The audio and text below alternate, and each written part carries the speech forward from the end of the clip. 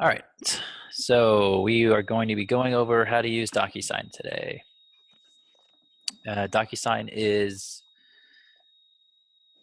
our program online partner that we use in tandem with Command to get our documents and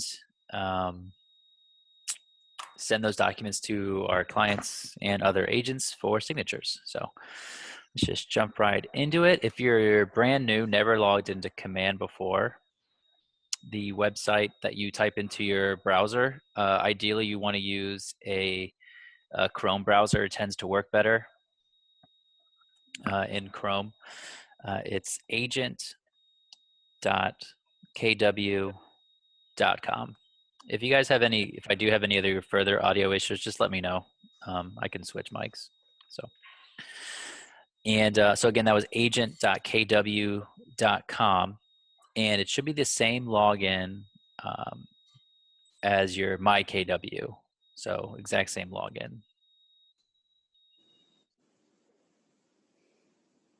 There we go. Thank you, Kari. Okay, so once you log in, you're going to be looking at your home screen. So the first thing you want to do is you're going to want to go ahead and connect a DocuSign account or start a DocuSign account. So to do that, it's very simple. You click on your name and you have a drop down and you'll go to settings. And then from here, it immediately takes you to all the applications that we connect that work in tandem with Command. And you'll go through the process of connecting an account. It'll ask you what email you'd like to use, and that's the email that it will look like those contracts and documents are coming from. And it'll send you an email to verify, and essentially just go back and forth and get your account set up. It's pretty straightforward. If you have any issues, just let me know. It's very similar, like signing up for anything. You'll agree to terms and agreements and privacy settings and things of that nature. And then once you're connected, it'll say connected here, and you'll know that you have your DocuSign account set up. And this will let you know what email address it's using. It does star it out for whatever reason, but you should have a pretty good idea unless you start all your email addresses out the exact same way. But okay, so I'm not going to go into really too far in depth with opportunities or anything like that, but because I did want to just focus on DocuSign. But in order for this to work the right way and the appropriate way, you do need to start an opportunity. And if you don't know what that means, that's okay. But essentially, whenever you're ready to help somebody buy or sell or lease, you first put that person into your database as a contact. And then once they're in as a contact, you can create an opportunity for them. And all an opportunity means is that you're starting a transaction. And then the opportunity is a way for you to guide yourself with a series of checklists and guide your client using those checklists through the deal and everything that goes along with it. So, and a big part of that is all the forms and contracts you're going to need. So I'm just going to find, I think I have a fake opportunity maybe set up somewhere. I'll just use this one. Okay. So once you get into your opportunity and create it, you have a couple of these different options up here. The first thing you're going to want to do though is click on the documents section. And I've already linked it, and keep in mind, this is after you've already created your DocuSign account. It's going to say start a transaction with a black button here. That's the first thing you're going to do. So what happens is you'll click start a transaction, and then it prompts you to log into DocuSign.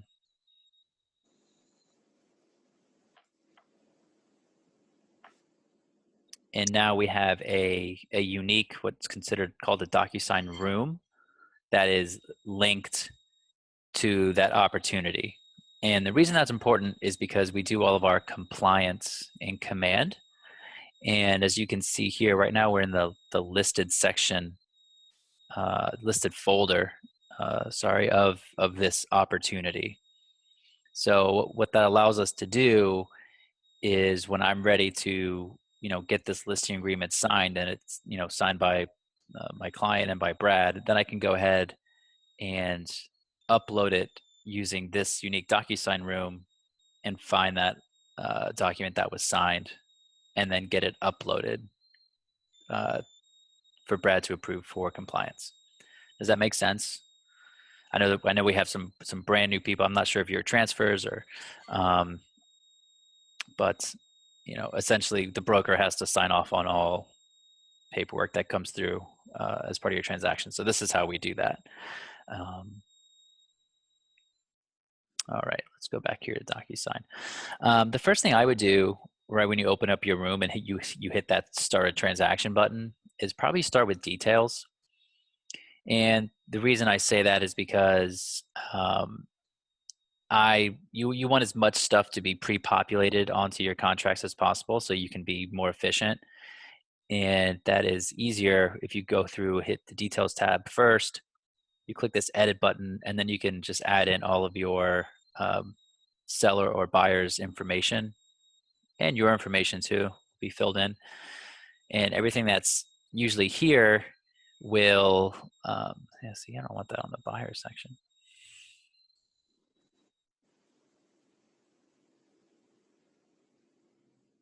There we go. Okay, and then once you're satisfied with all the data, you just hit save here at the bottom. And like I said, what that does is essentially it will pre-populate all the forms with that information so you don't have to put it in twice. Okay, so to get our forms, once we put our details in, we'll go to documents. As you can see, I already have some forms pulled in here.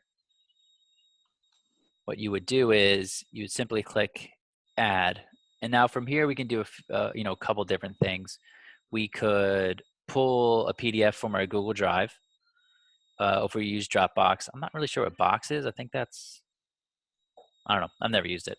But if you have a Zip Forms account you'd like to, pair it up with, that's where you get your forms. That's just fine. Or DocuSign gives us our MVAR forms, with the majority of people will be using. Or if you had like a PDF downloaded on your computer, you would use the computer button to just pull that PDF in. And that would be helpful when you get to the the part where you are, say, a listing agent. This is a listing, and buyer agents are sending you contracts, right? So you're going to have contracts in your email, and they should be sending you signed PDFs, hopefully. And then you just download that PDF, and then you would simply just upload it into here, and then you would go through and add all the initial boxes once you guys, if that was like the contract you agreed on, and make any edits to it. Sorry, one second. All right. So let's take a look at what it looks like to add one of our MVAR forms and our office forms so that we can get those set up to get filled out and signed and sent.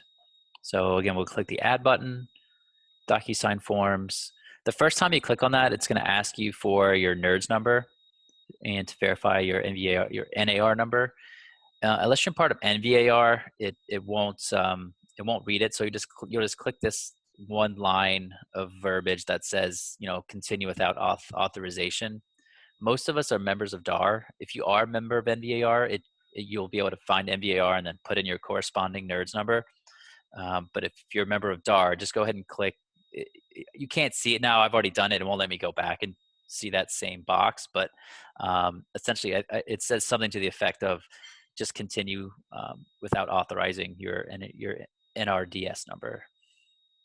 And it'll take you to this screen henceforth. Okay, so from here, we're not going to worry about changing the library or group or anything like that. We're just going to go straight to the second dropdown. And you can only do it from one of the libraries at a time, and then you have to add them, then go to the next library. So I would start with the KW 944, and 944 is simply our office number designation for Keller Williams International. That's just, we're the 944th office. That's what that means. So what you do is you go through and add all of the two main office forms that we send with pretty much every buyer or seller or lease. We just always have them sign our ABA. which is just letting them know, that we do have marketing relationships with, those partners such as Vesta, McLean, Super, and Bridge First Insurance.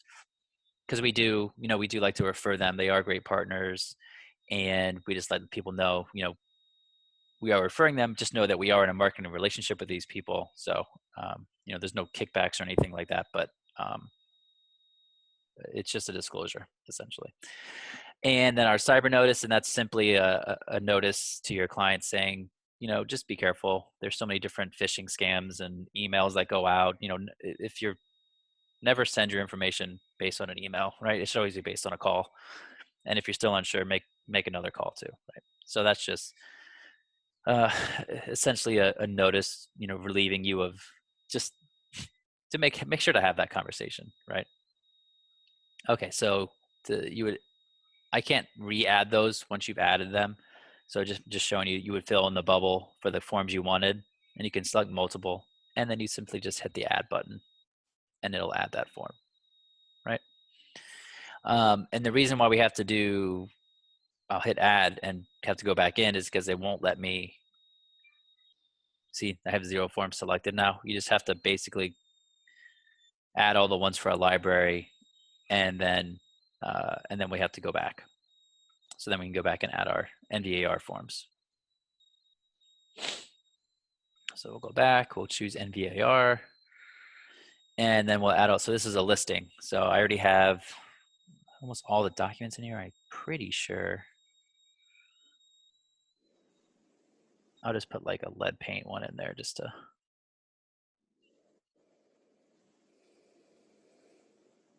show you.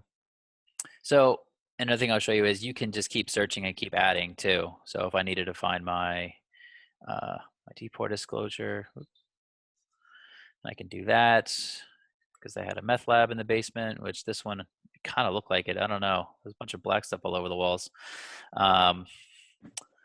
And I'm just seeing how you see 2 forms selected down here now. So you can just keep searching, keep adding.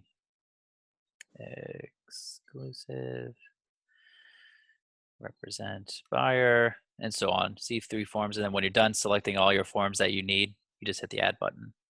If you're wondering which forms, what do I need for a listing? What do I need for a buyer? What do I need for a tenant? Back in Command, this is literally, it shows you all the forms you need. All these forms say that are required, and I tried to make them the same verbiage, or at least kept the NVAR numbers, so that way you can look those up in DocuSign and find the right forms. And same with under contract. Okay. I do need to rename this one because they just renamed that one. Not just, but they did rename it to make this one easier to find. But this is how you know what forms you need in the compliance section of Command. Question, Mike? Mm-hmm. So when you're in Command, that list of forms, that was something that was generated locally as opposed to nationally? Oh, you like all of these? Yeah. Yeah, we created this. Okay. This list. Great. Thank you. Okay. So let's take a look now that we have our forms in here. Let's take a look at what it looks like to fill them out and then send it as an email to your client. So let's just take this one simple form, for instance, the ABA. So all I did there was just click directly on the center of that form, right? So then what all I would do here is I'm just going to fill out the information. All these are boxes. They're all fillable, right? Put in Nancy's name. I don't remember her last name. Main Street, just making up stuff here. All right, so you fill it out to completion. So this is not where we're not going to add the signature spots yet. All we're doing here is just putting in the vital information, like putting in our name, customer name, emails, all that kind of stuff, or filling in bubbles on forms, stuff like that. Once we're satisfied with how that's filled out, simply hit save and close. and say, now we're ready to, send this form to get signed, right? So I would fill in this little bubble at the top left-hand corner of that page. See, as you hover over, there's like a little blank bubble. You just fill that. If you just want to send it all, you could hit select all, right? And that's have everything selected. When you're sending, your first listing agreements or, buyer representation agreements, you're going to have multiple documents. I would recommend sending everything at one time. If not, then you're going to end up with, 1, 2, 3, 4, like 5 different, 6 different emails when it's just easier to send it all into one.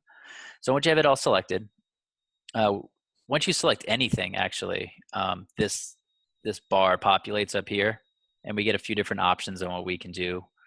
We can copy these and make like another version of it. Essentially, we can move them to another folder if we created folders in here. We can combine all these forms into one.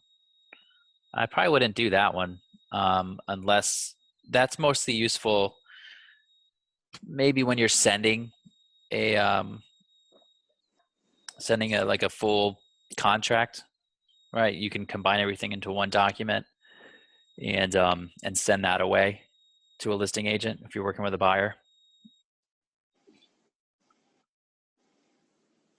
They're not compatible. Yeah, so you can only do that with PDFs. It won't let you do that.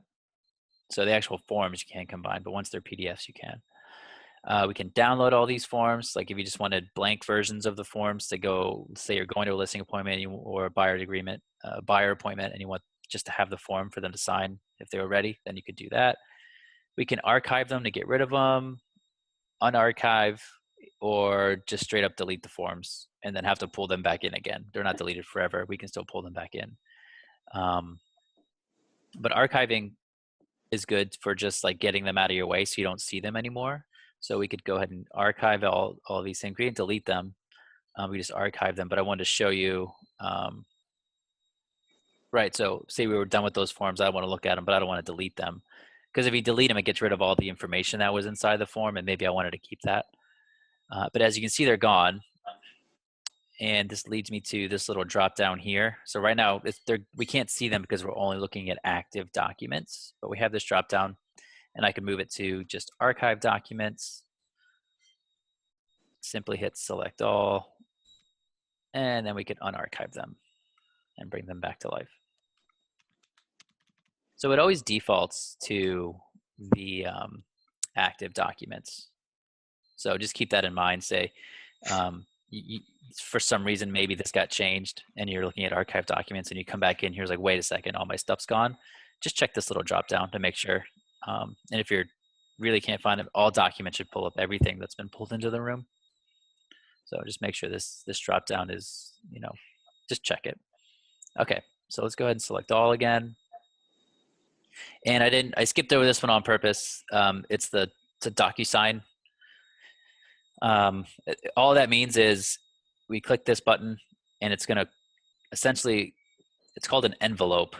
But all we're doing here is we're telling DocuSign where to email these forms and where on these forms our clients are gonna initial and sign. That's all we're doing here.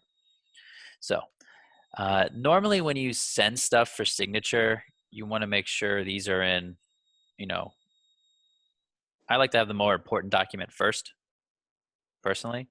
But first we wanna make sure, just give it a name. So the envelope name would be listing agreement. And then I always put the address after that. That's not the address, but that's just telling you to put the address. And then I like to have my exclusive right to sell first. So you have this, you get these like 4, almost like a compass thing here, and you can just drag and click and move the order. And then the deport disclosure. That's understanding. There we go.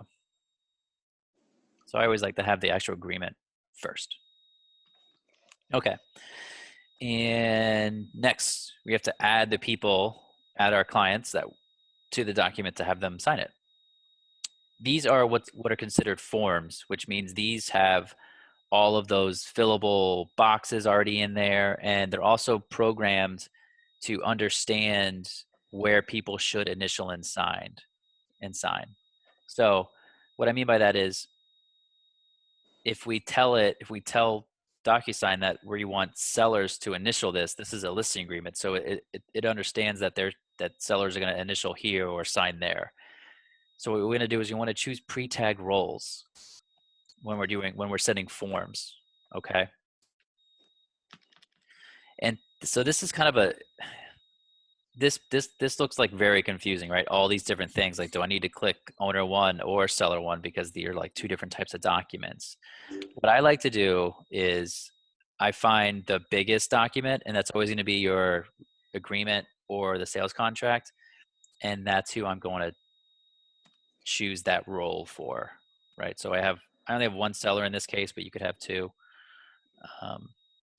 So I'm going to check that one, and then I can find that person because we put them in the details tab. And then we also will need a listing broker, right? Because Brad has to sign all agreements. And then I'm just going to add selected. So just the two, or if you had two sellers, seller one, seller two, but always find the one for the document that has like the most pages. Just consider that the most pages to initial.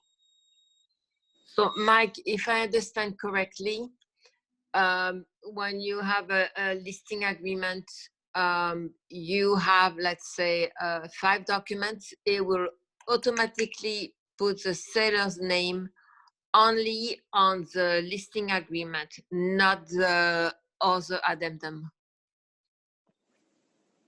If you have their name in the details tab, it should add their name to the addendums too. So, because you say you always pick the document who have the most pages. So yeah, I mean, normally it's just because when they created these forms, they didn't, for whatever reason, they gave it different names like owner or purchaser, and you know, authorized signer. So they weren't consistent in that way. Probably because you could have a buyer or seller sign a couple of these forms. But for most of these, like selling form, I'll show you. But yeah, it's easier to choose the one that has the most pages because it's gonna allow you to only have to add a couple different initial boxes instead of 15 or whatever. So you will have to do manual For a couple. For a couple. Okay, got it. Yeah. All right, so I'm going to add selected. And I'm going to put Brad's name under listing broker, Bradley Boland, and his email is bradleyboland@gmail.com. Okay, and at the very bottom, this is just how the email is going to come through. Listing agreement, address again. I like to make it easy. Please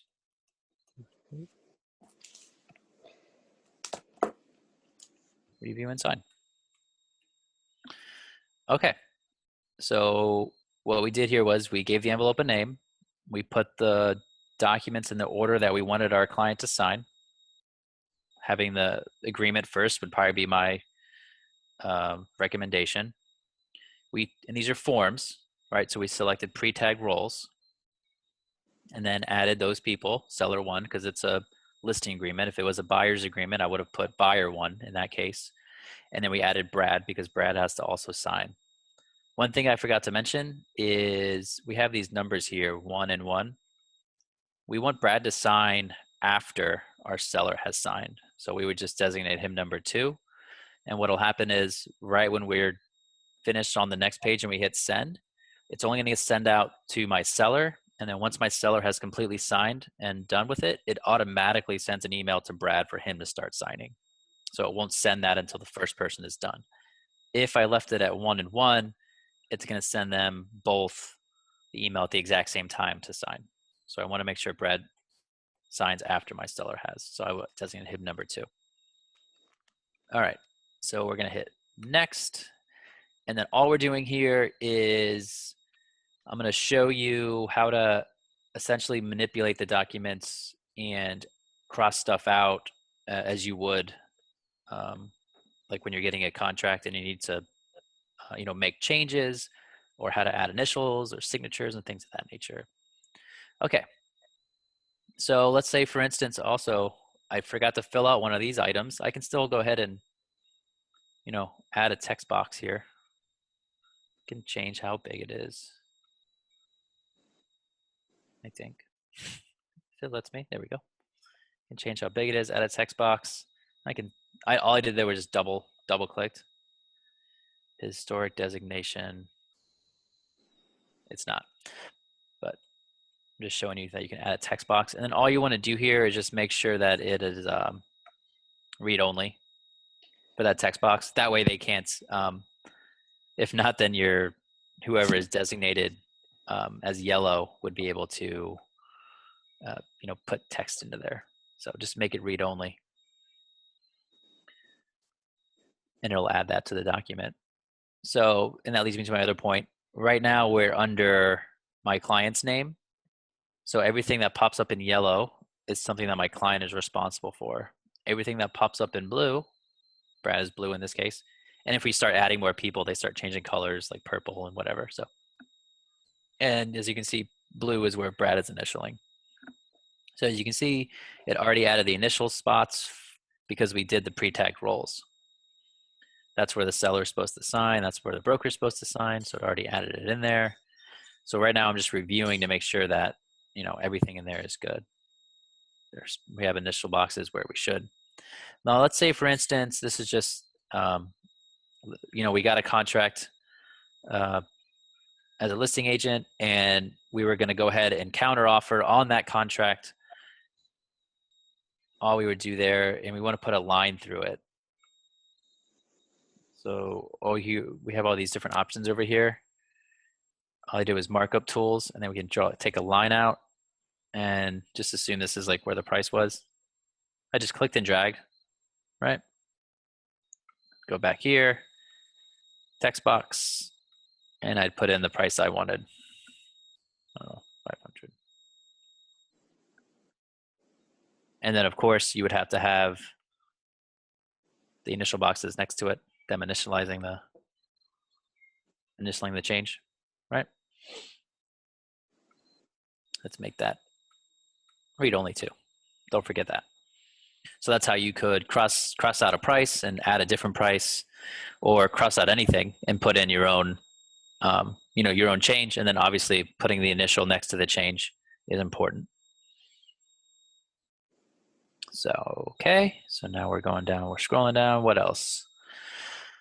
Trying to think of some of these other ones that you may need. Well, we'll get there at the bottom. All right, so we have initial boxes where we should, initial. And as you can see here, these pages show the two initial, or the two spots that you would have for every. It's telling you that there are a place for each person to sign with those little colors there. And then we'll get to the end of the agreement, place for Brad to sign, and it's already dated, sign and date. Perfect. See, and now we come to this document where it's just, for whatever reason, it's not set up to work with the seller. So we have to add a signature box here on this document.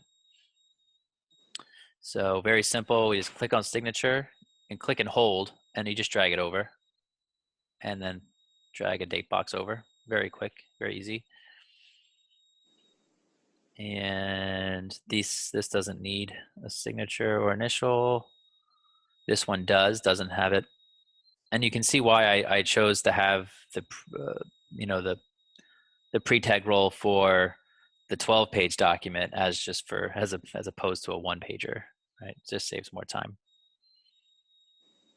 Cyber notice, date signed. Okay. And then I think there might be a spot to sign the end of this one. Yep. Boop. Okay.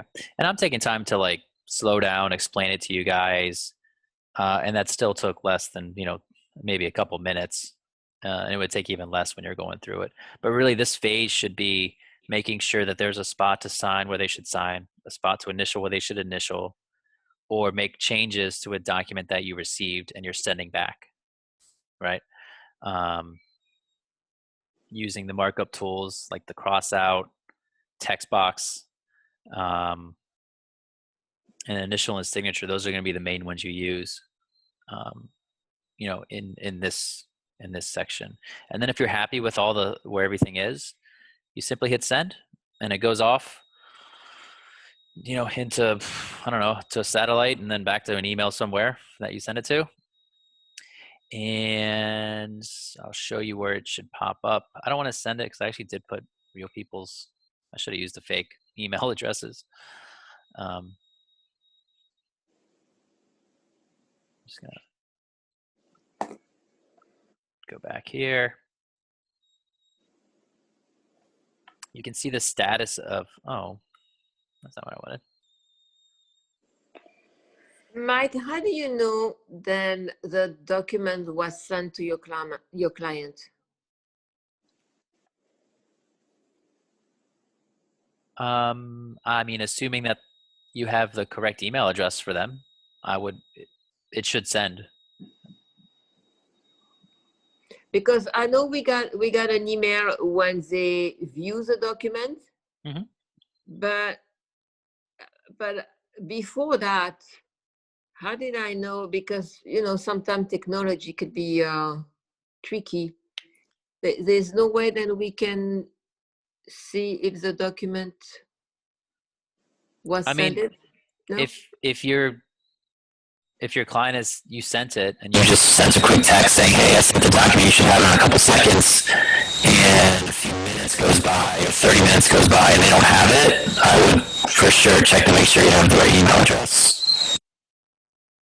I mean, generally, you usually tell your clients when you're about to send them something, or they know when you're going to send it to them, right? So just having them check, and if they don't get it, then you just have to update their email address. Okay. So Mike, yep. If after you send it, if you double click on the envelope, it'll show you the recipients. Yep. And I think the status. Yep, it'll say if they signed it or not. Yeah. Yeah, I don't have that here because it's still a draft because I didn't want to send that one. Right. I could. So you say if you click twice on I'll show you what he means by that. So under envelopes is where all of our sent stuff is. So as you can see, this one says completed, which means everybody has signed it. And this one is still waiting for others. So if I click on it, it could still say, you see, it needs to sign.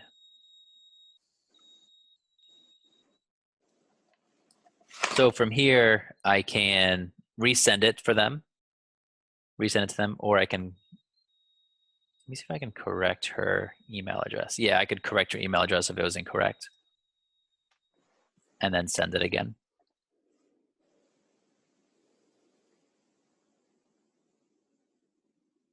Which is what would happen if we had the wrong email address. Does that make sense? Yes. Awesome. So, and when you go back to documents, it'll show signed, right? There'll be a little green check and it'll say signed. And this is when you could, you want, you're putting a contract together and you want to combine everything into one. And I could call it, address. That'd be the address of the property. So like 123 Main sales contract. And then I'd probably put a date. _7 2020. Just so when I look at it, I know the date that I sent it. And then you hit save. And now we have a 1, 2, 3. Yeah, so this is all three of these documents combined. So we could simply just click on that, download it is what I would do, and then email it from my main email to the listing agent, since this is a buyer in a buyer's case. So, all right. And then I could just go over this pretty quickly. Essentially, once you get all those things signed, we're in the compliance section back in Command here under the Documents tab in the Opportunity. The easiest way to do multiple documents at a time is to click the Attach Multiple Files. You make sure you're searching through DocuSign, and then all you do is hit the drop down and find the document that you need for that spot. So exclusive right to sell, depot property disclosure, affiliated business arrangement, cyber notice.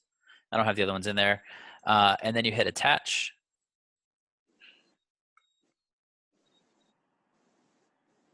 All right. And see how this turned blue or green, depending on your eye. I'm a man and I don't know colors, but it looks green to me.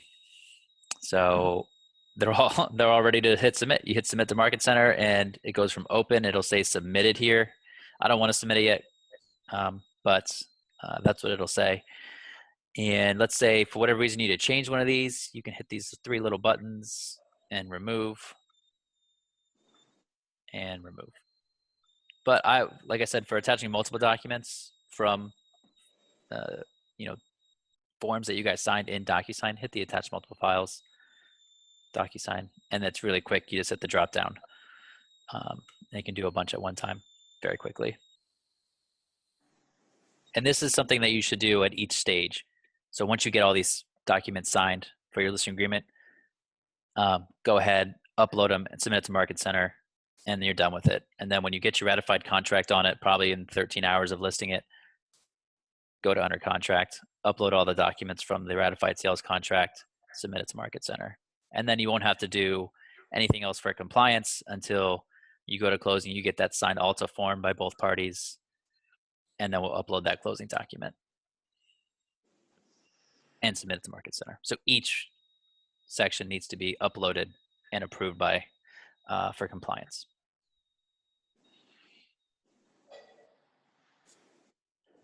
So that was a fair amount of information in a small amount of time. Are there any questions on how to use DocuSign, where to find your forms, how to fill the forms out, how to send those forms for signature, anything within that scope?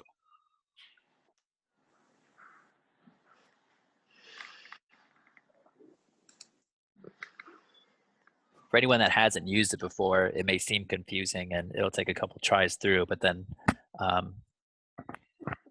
even Genevieve can do it, so I have faith in everybody. Took me a few months. But never for a lack of trying. I will say that you put in some of the most effort I've seen of anyone do it. So I have to applaud you. I try to attend as much class as I can. My quick question. Going into the forms section, when I click on it, it's telling me that they're samples. Do you know what I'm talking about? Mm-hmm. So yeah, if you want to print off a blank document, start an actual room and then add the documents and do it that way. Okay, got it. Thanks. Yeah. Mm-hmm. So Mike, a slightly off topic question, but there's some documentation in the Market Center that makes reference to .loop, and it's my understanding that we're no longer using .loop. It's not that we're not using it. If you prefer to use .loop, you're more than welcome to. You can use whatever e-sig platform that you want. What document refers to .loop in particular? I'd have to get the specifics for you. I was tiptoeing through some of the documents that are out on the intranet. Is it like a walkthrough? Yeah. Okay. I'll take a look through that, and I'll probably just get that updated. But yeah, DocuSign is the free service that we have with KW that has all our forms, similar to how .loop was. It just back in September 2019, we just made a shift to DocuSign as a company because of .loop's affiliation with Zillow and their not wanting to sign our data pledge that we have with all of our vendors. Okay. But you're still welcome to use it. Okay. I can maybe later today and make some time, and I can give you a pointer to the documents where I saw that. Okay, cool. Thanks.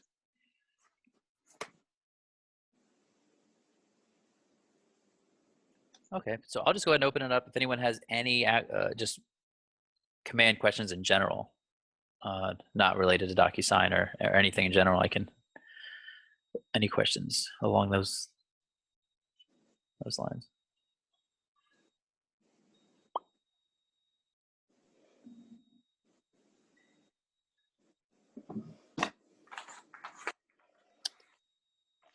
Okay, well, I appreciate all you guys for coming. If it were me, I would go ahead and make a fake opportunity with a fake client in command, start an opportunity, open up a DocuSign room through that opportunity, and just kick around. Send yourself some contracts. Take a look at what it looks like, on your client's end, so that way you know the process before it's actually real. So give it a try on your own, and that way you're ready for when a contract is actually needed to be signed. Okay. Thank you, Mike. Thank you, Mike. All right, my Thanks, pleasure. Mike. Appreciate it. All right, take care, everybody.